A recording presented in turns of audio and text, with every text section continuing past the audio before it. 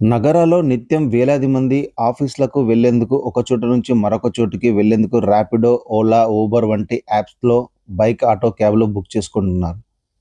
వీటికి డిమాండ్ బాగా పెరగడంతో ఆయా కంపెనీల ధరలు భారీగా పెంచేశాయి. పెంచిన ఛార్జీలో వాహన యజమానులకు కూడా పెద్దగా ఇవ్వడం లేదు.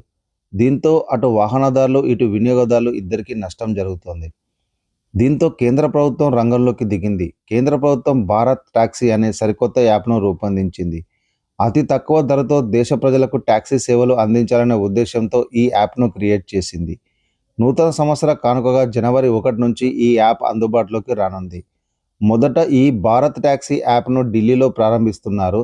ఆ తర్వాత దేశవ్యాప్తంగా అందుబాటులోకి తెస్తారు. ఈ యాప్ రాకతో ఓలా, ఊబర్ సర్జ్ ధరల నుంచి వినియోగదారులకు ఉపశమనం కలుగుతుందని నిపుణులు భావిస్తున్నారు. అలాగే వినియోగదారుల నుంచి వసూలు చేసే మొత్తం ఛార్జ్‌లో డ్రైవర్లకు 80% పైగా అందేలా యాప్ రూపొందించారు. ఈ ప్రభుత్వ యాప్‌కు వాహనదారుల నుంచి కూడా మంచి స్పందన లభిస్తోంది. ఇప్పటికే ఢిల్లీలో 56,000 మంది డ్రైవర్లు నమోదు చేసుకున్నారు. ఈ యాప్‌లో ఆటోలు, కార్లు, బైక్‌లను కూడా బుక్ చేసుకోవచ్చు.